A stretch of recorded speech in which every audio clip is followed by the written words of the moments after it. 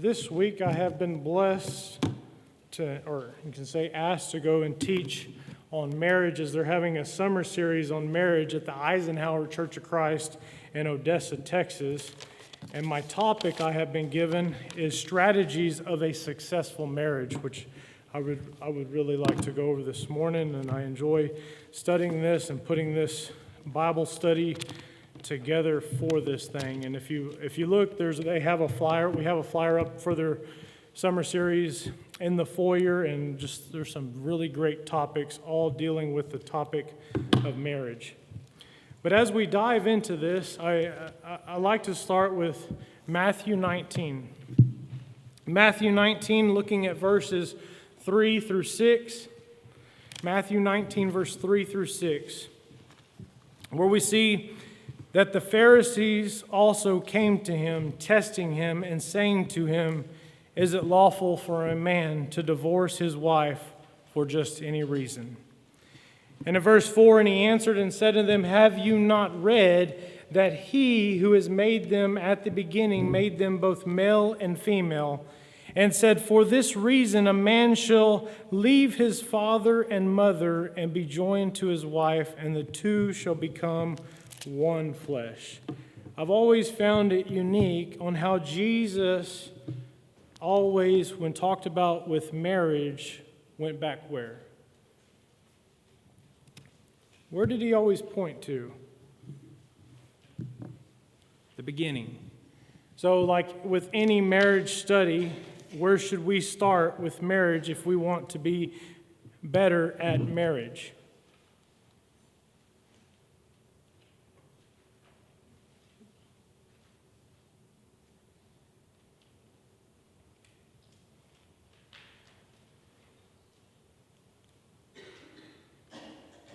I think about the designer, right? Who designed marriage? God, right? So if God's the designer, I want to make sure that I go and look at the design. Jesus always pointed back to the beginning, of course, we know as Genesis chapter 2. And if you would open up your study, because that's where we will begin this morning, in Genesis chapter 2 and verse 18. And I want to think about it because many of you, as you know, there are a lot of books. There's a lot of podcasts. There's a lot of studies. There's all kinds of stuff on marriage and how to have a better marriage, right?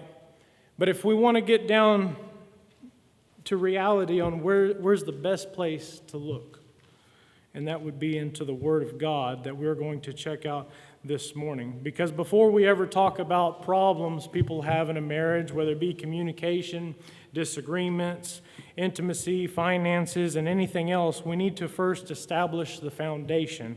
And that's what Jesus always did, and that's what we are going to do this morning. And if I could get somebody to please read Genesis chapter 2 and verse 18.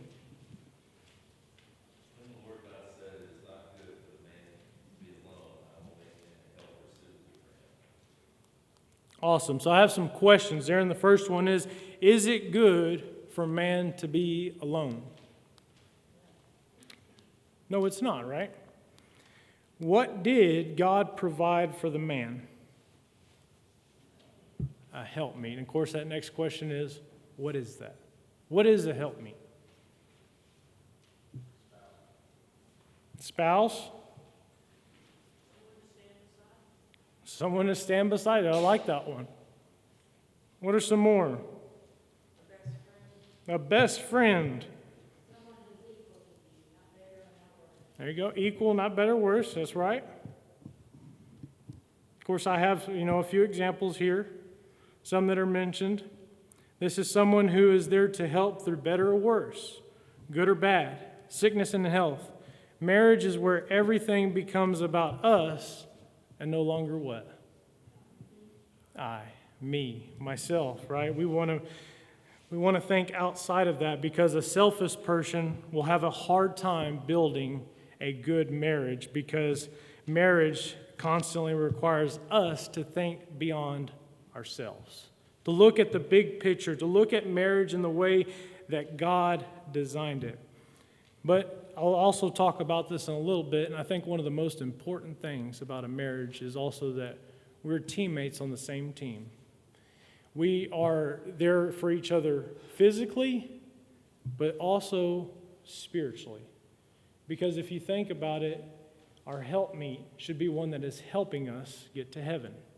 And I think that is where everybody in this room wants to go. Am I right? We all want to go to heaven, right? We want to make sure that we are being the helpmeet to make sure that our spouse gets there as well. So, with the question there at the middle of the page, how can you become a better helpmeet for your spouse?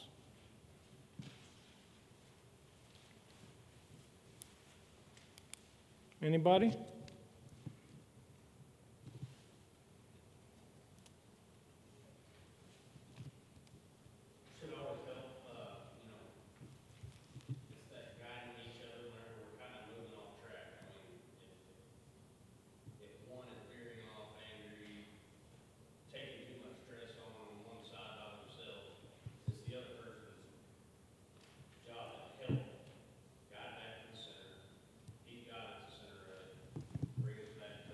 Yes, sir. It's like you already went through all of the notes here on this. But yes, exactly, right? To have a successful marriage, as that's my topic, strategies for a successful marriage, God has to be at the center of the marriage. If God is at the center of the marriage, and we realize that we are a helpmeet with our spouse, and we're putting God first, it's only going to strengthen our relationship. And anytime we see, or maybe we disagree with our spouse or whatever the situation may be, if we can realize that we're in this together, that we're on the same team, that we are a helpmeet to get each other to heaven, it's going to help the situation and bring it back to the middle, just like was mentioned. Is there any more examples can you think of? How can I think about us individually be a better helpmeet for our spouse? Perseverance. A lot of perseverance, right, in a marriage? I think about when someone first gets married, right, you have what we call the honeymoon stage, right? Everything's just butterflies, and then what happens? Life, right? Children and finances and jobs and responsibilities and just all these things. You know, there was a point in our life where we couldn't wait to get out of the house, and then there's a point we wish we could go back, right, of how good we had it. And that is so true. There's a lot of perseverance that can be there. Any more? Forgiveness. That's a big one, right? And I'm always reminded, and I think it's one of the hardest lessons for anybody to understand, even the Christian. But we go all the way to, I think, about Jesus and how God sent His only begotten Son to forgive us, ultimately. That is sacrificial love. And a lot of times, you know, we may have somebody say something bad to us that we didn't really like and hurt our feelings, and it's hard for us to forgive them. And so that's one of the biggest lessons for a Christian to learn, is to forgive. But that's something we need to do, especially with our teammate, our best friend, our helpmeet. These are some good ones. Is there any more? Sometimes I think we're given the first job as caregivers because the child is handed to us when they're born. Sometimes I think we as women want to jump in before it's our duty. We should kind of sometimes lay back, sit back and see what the leader's going to do before we jump in. That was a hard lesson for me to learn. Sure. And I think every one of us say, and I realize as I look in our audience, there's people that have been in here in long marriages, right? Who's been in a marriage over 40 years? 50 years? Was it always butterflies? No, right? There was disagreements. There was things that you had to work through. And I think about it as a Christian, on how, like Christians, we have trials and temptations. Jesus would mention on how there's great joy in those things because ultimately you grow in your faith. Same thing for your marriage, right? You went through different trials. I never thought of divorce. Murder, yes. Yeah. Right? Divorce is not an option. That's right. And so when Jerry and I were getting married, I said, I want you to know, it is not and will never be an option.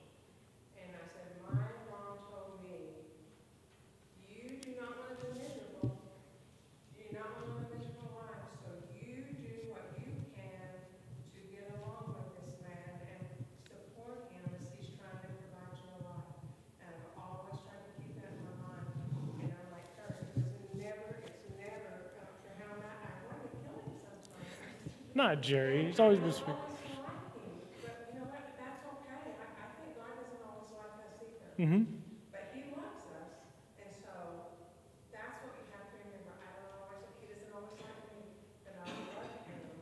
That's right. And that's what you gotta do. That's how you have to go forward. When you love somebody, it doesn't mean you're always going to be on the same page, always agree with them in every situation, but you think about it with anybody else. And I think about if you were to put two human beings in the same room, eventually they're going to disagree on something.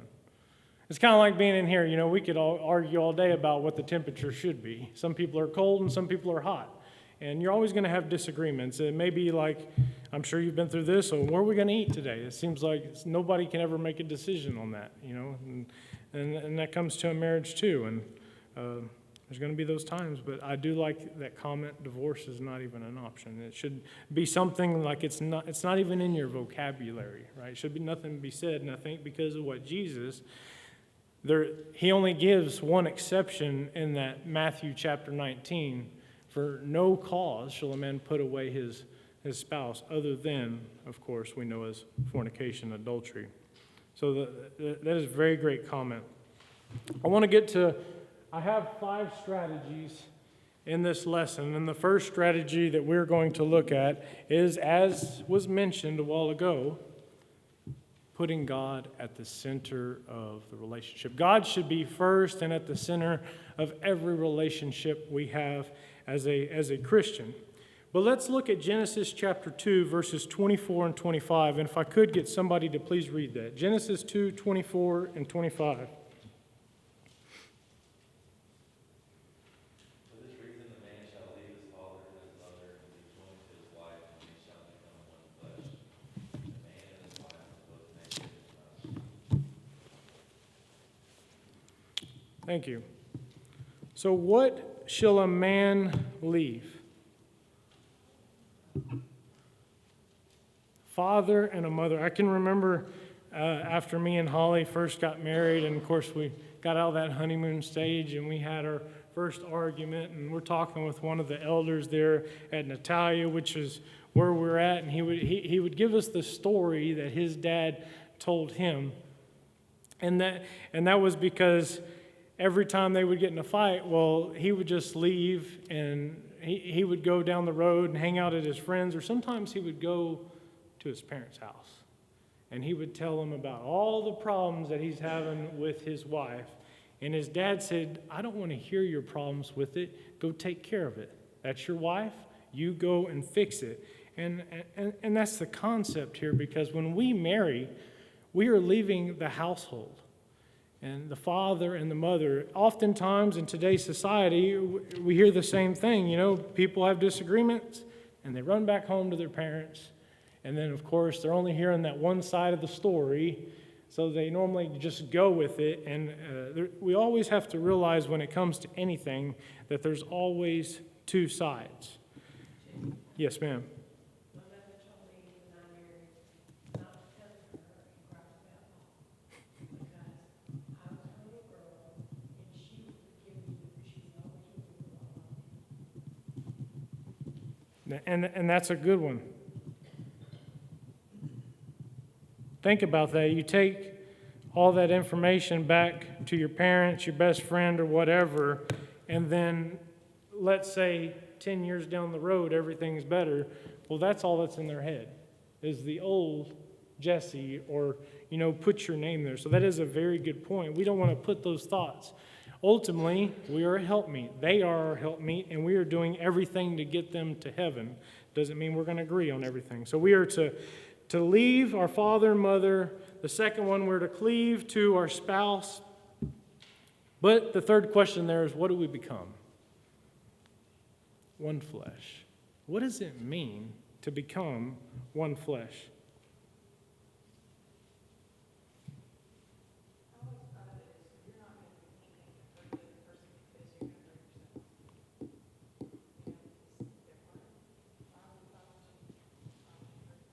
That's right.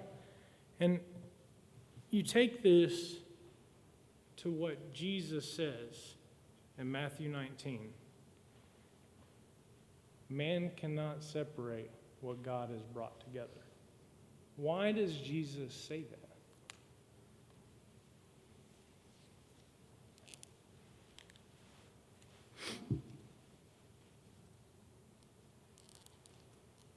Anybody?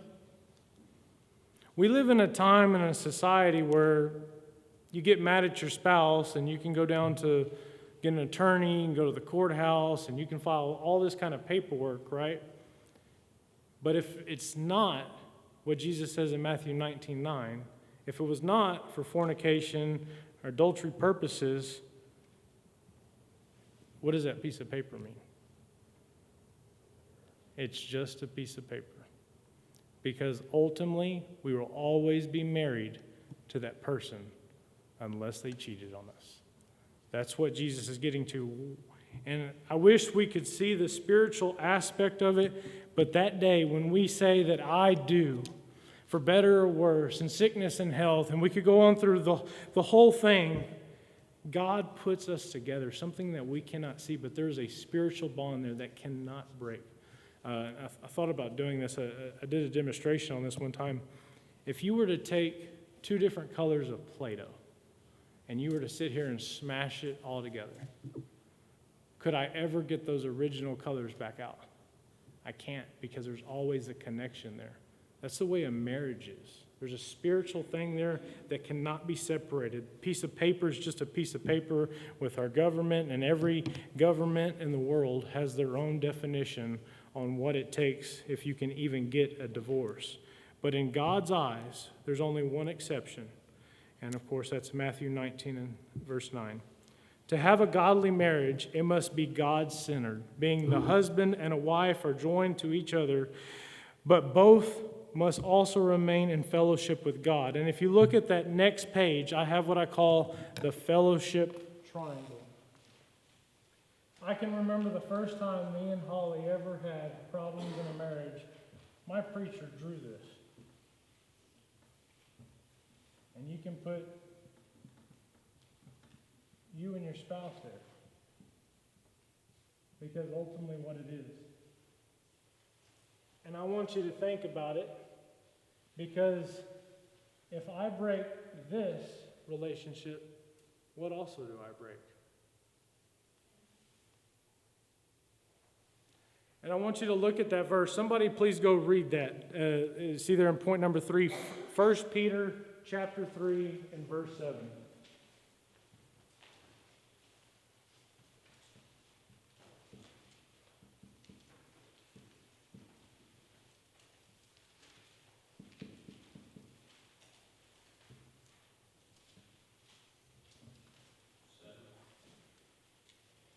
Husbands likewise dwell with them with understanding, giving honor to the wife as to the weaker vessel, and as being heirs together of the grace of life, that your prayers may not be hindered.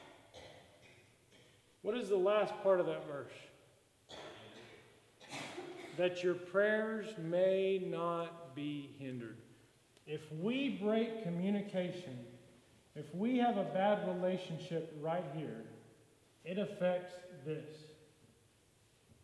How many of us want God to answer our prayers? If we break this, we have no connection to God through prayer. Absolutely none. It cuts it completely off. You can connect that to Isaiah 59, verse 1 and 2, which I'm sure many of you can quote. But, of course, what does Isaiah tells us that separates us from God? What separates our prayers from God? Sins. If we are fighting and arguing with our spouse and broken that relationship, what do we have in our life? Sin. We could go to Galatians 5, 19 through 21, 1 Corinthians 6, 9 through 10, and we can look at all these lists of different sins that a lot of them are going to be in part of this. We lose our connection with God. Do we want to have a connection with God? And here's a beautiful thing. I love God for his design on marriage, because ultimately, if you think about this, let's say both of us, we are working, both of us, as helpmeets, right? We're a helpmeet. If we are working on that, putting God first, look what happens to this. The triangle closes up. We have a stronger relationship with each other, and we have a stronger relationship with God. We have that perfect relationship, you can call it. God is answering, God is listening to our prayers, and we're working together to get to heaven, which is where we're all trying to do, trying to climb that ladder of the triangle. So here's some questions here. Do you communicate good with your spouse? Does your spouse communicate good with you? And do you communicate good with God in prayer? Because all of those, we want to have the big yes.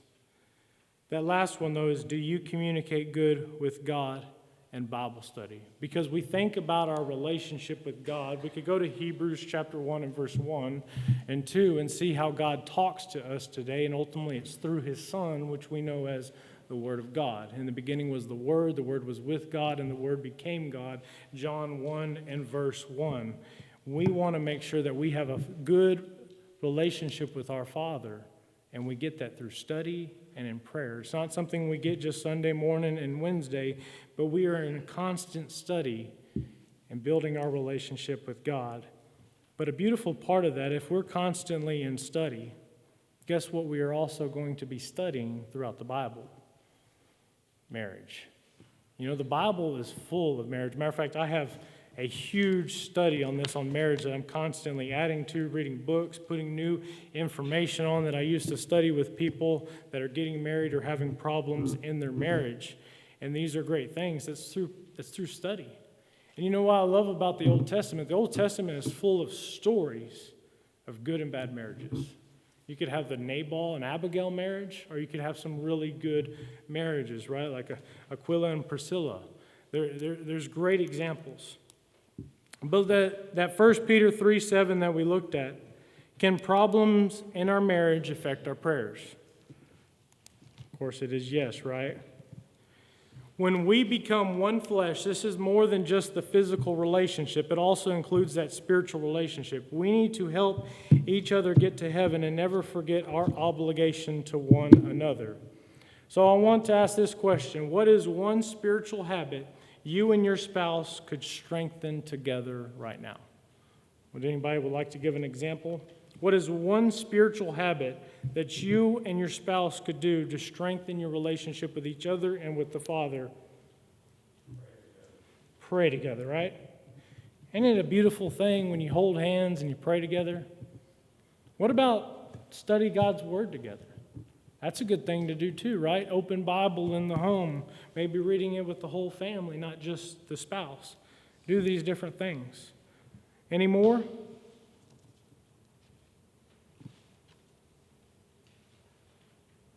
All right, let's move to strategy number 2 on learn what your spouse needs. If I could get somebody to read Genesis 2:18 through 20 now.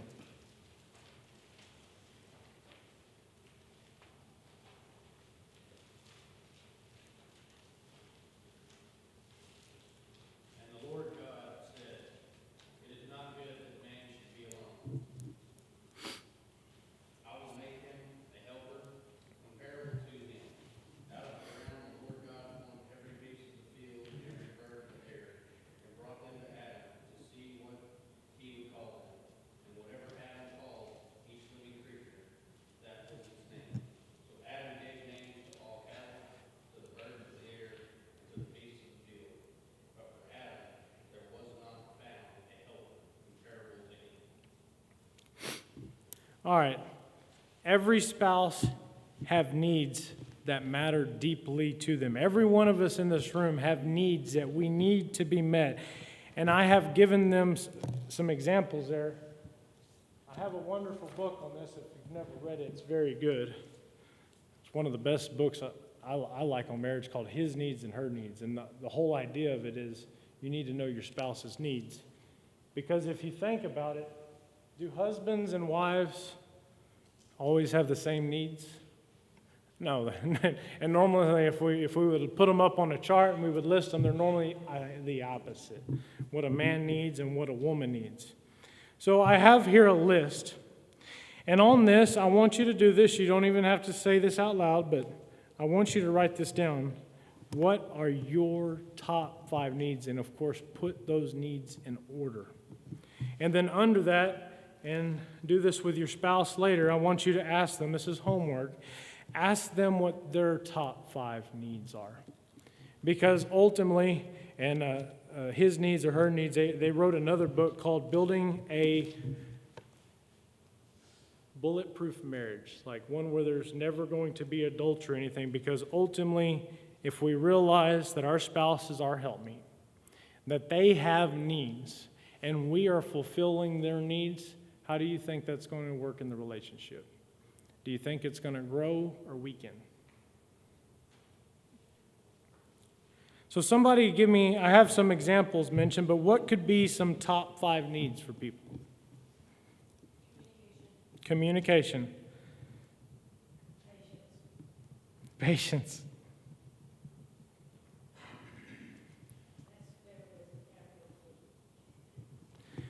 So I want to talk about communication because the number one problem that's in our world today with divorce is simply communication. Now then, and I have it down there, I think I have it at the bottom. There under where you ask for her needs, it says, do not assume that you know how to meet a need. Ask your spouse to explain what it looks like to them, and then listen without becoming defensive, because can communication mean different things? If your spouse's top need is communication, and that's the thing that you need to work on, it's good to ask, how can I be a better communicator? Because that could look different with different people. Patience, maybe it's affection, support, honesty, trust, acceptance, emotional needs, forgiveness, financial. There's so many different needs that people need. But what we need to realize, we need to know what our spouse's is. Because our spouses, I guarantee you, are not yours. And if we were to look at marriage, a lot of time, and why there's so many problems in marriage, is we try to love our spouse how we want to be loved. And that's not necessarily how it works. They have a different vision of it. They have different needs. And I think about a lot of us, especially I look at this as husbands, oftentimes we give our spouses more of what they want instead of what they need. And you cannot buy marriage, right? There's things that money cannot buy, and we need to realize that we have to do our part as husbands, but also the woman. And don't merely love your spouse the way that you want to be loved. Learn how they need to be loved. I think that is a key thing in marriage. Do we have any comments to go with this knowing their needs?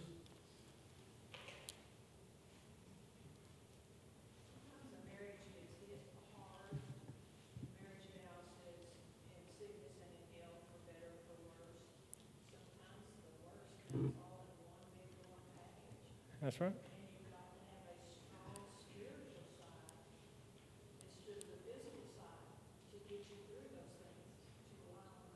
Sure.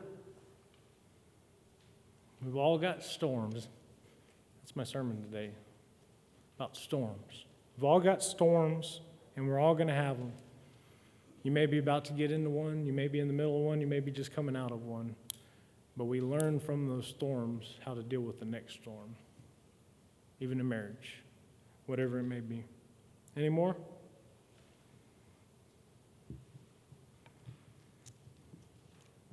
All right, let's go to the next one. Strategy number 3, how to disagree. Because ultimately, do we have anybody in here that's been married and they never disagreed? Do we have the perfect marriage? If so, can you please share your secrets? But if somebody could, please read Ephesians 4, verses 26 through 27. Be angry and do not sin. Do not let the sun go down on your anger. Do not give the devil an opportunity. Is it okay to be angry? Yes. We could look at Jesus, right? He was angry one time when he went into the temple and people had defiled it. Verse 26, though, what are we to not do with anger? Sin. That's the big one, right? Breaking that relationship. There's different kinds of ways we could be angry. Verse 27, why is unresolved anger dangerous?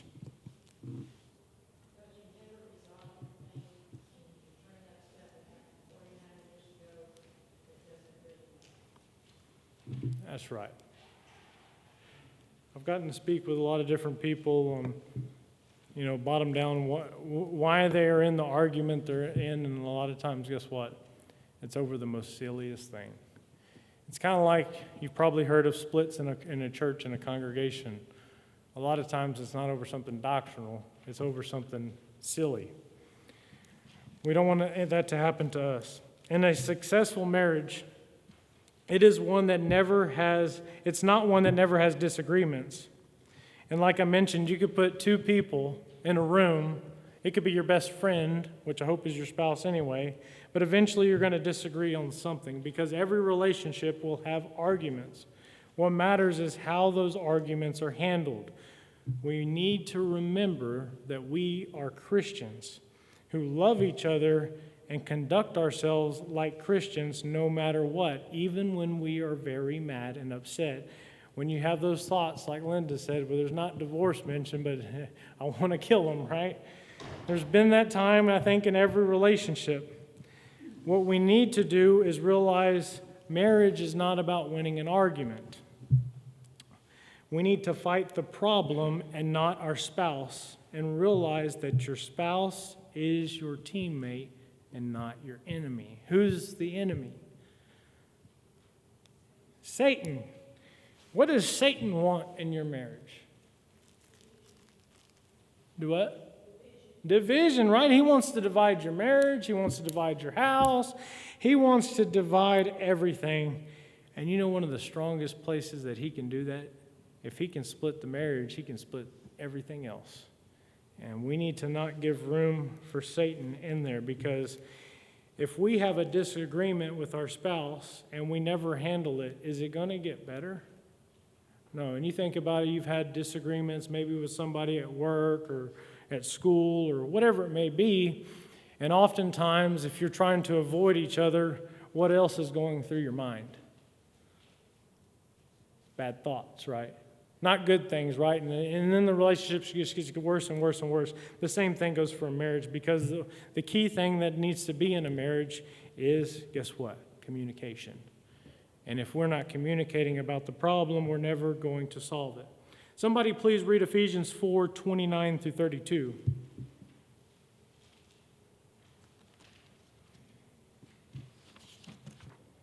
Let no unwholesome word proceed from your mouth, but only such a word as is good for edification according to the need of the moment, so that it will give grace to those who hear. Do not grieve the Holy Spirit of God, by whom you were sealed to the day of redemption. Let all bitterness and wrath and anger and clamor and slander be put away from you, along with all malice. Be kind to one another, tender-hearted, forgiving each other, just as God in Christ has also forgiven you. So what kind of words need to come out of your mouth to your spouse?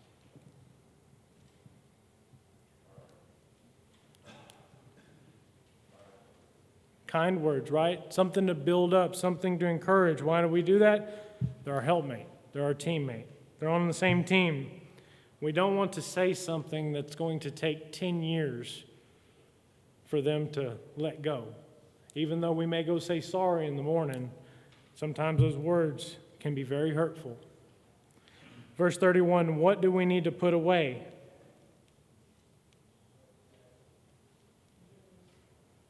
Bitterness, malice, all these different words, right? Those are sins. Verse 32, what kind of heart should we have towards our spouse? Compassionate, right? I'm just going to kind of skip forward as we're losing time. A successful marriage isn't one without disagreements. It's one that learns to deal with disagreements as a Christian. If you turn real quick to point number 4, go through this briefly. Point number 4, that we need to focus on our responsibilities. Look at Ephesians 5:22. through 25 or 24, which most of us know very well. Wives, submit to your own husband as the Lord, for the husband is the head over the wife, even as Christ is the head of the church, and he is the Savior of the body. Therefore, just as the church is subject to Christ, so let the wives be to their own husbands and in everything. So wives are to submit unto their husbands as what? Do what? To the Lord, right? Jesse, I'm gonna say about that, if we learn, I didn't want Jerry's job. I never wanted his job. If we learn what our responsibilities are as a husband and a wife and a mother Mm-hmm. and a dad, I did not want his job. That's right. He's got a hard job, and I don't want it. I want my job, and I want to do my job well. And if we learn that, it makes it so much easier. Sure. And I'll let y'all go through this section on your own, but that's the key thing to a successful marriage is learning your own responsibility. Because what I've dealt with, and I'm sure many of you have dealt with when people are having struggles in their marriage, is, well, he won't submit to me, or he don't love me like the Christ, or she won't submit to me, should I say, and then he don't love me like Christ loved the church. And you look at that sacrificial love or submitting, what we need to focus on is not what they're doing, we need to focus on what we're doing. Because if I focus on me, myself, and I, guess what's normally naturally going to be better? Our marriage. It starts with me. And this doesn't just go from our marriage, it goes from being a Christian in general. If we want to reach our family, our friends, our neighbors, if we're going to them focusing on their problems, guess what we're never going to do? Change them. But if I focus on me and how I treat them and the love and compassion I show them, I can open the door for the gospel and I can open the door for change. Same thing with our marriage. Same thing with our children. Same thing with anything. It is just part of being a Christian. We need to stop concentrating on fixing our spouses and start concentrating on how to become the spouse that God desired us to be. Real quick, we'll go to strategy number 5. Keep making deposits. And on here I have, it's called making deposits like using the marriage love bank. Kind of treating a marriage like it is a bank account. And I got this out of His Needs or Her Needs. I have many great books if you ever want to read books on marriage. And this is actually in a few of them. And a lot of different writers realize this and understand this and put this in their books because we want to make sure that we're always depositing. I want you to think about whenever you dated your spouse, the honeymoon stage, right? You first got married, the honeymoon stage. Think about the communication that was there. Think about the thoughtful gestures was there. Think about all the things that was there that you fell in love with your spouse. We need to continue those things. Our spouse, again, maybe they won't do the things that they were doing, but if I want our marriage to be better, I can focus on me. Because if I can change me, eventually I can get to them. And when you look at that, I think about the kind of wife that Abigail was with her horrible husband. And then connecting it to what Peter would say in 1 Peter chapter 3, where a spouse, talking to the wife there, if she wants to change her husband, it deals with her conduct. Same thing goes for the man, though, too. If I want to change mine, it starts with my conduct. Because as mentioned before, things change when you get older, right? Kids, finances, jobs, careers. We get really busy. We need to make sure that we're still putting in the same amount of effort with our spouses. So to end this, and the challenge that I have for you is, what can I change? We need to get rid of the question, what am I getting out of this marriage? And start saying, a godly spouse asks this, what am I putting into this marriage? Because if I'm focused what I'm putting in instead of getting out, it's just like that bank account. If I'm always pulling, I'm going to be spiritually bankrupt. But if I'm always depositing, we are going to have a good relationship. And one thing, if you can, take this home, go through it with your spouse. If you ever want this, I have multiple studies that I've made for different people on marriage, and that's why I've gotten the topic, the strategies for a successful marriage, because some preachers use the studies that I have made for them. But the one thing that I tell people is do not leave this study saying, I wish my spouse would have heard this. I wish they would know point number 4, point number 3, or point number 2. That's not what if you've got that out of the lesson, you missed the whole point. Because the greatest key to successful marriage is focus on yourself. How can you make it better? And guess what? If you can make that change, it's naturally going to get better. Any more comments as we close out? I heard somebody.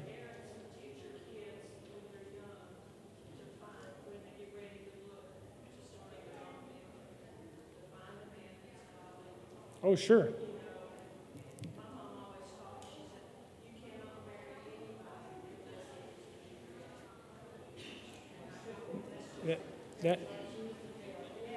That's right. You want to make sure your children, grandchildren, whoever may be, marry a Christian, but not somebody that just claims to be a Christian, somebody who is living the Christian life. Because you think about that, we are not guaranteed to ever change anybody religiously.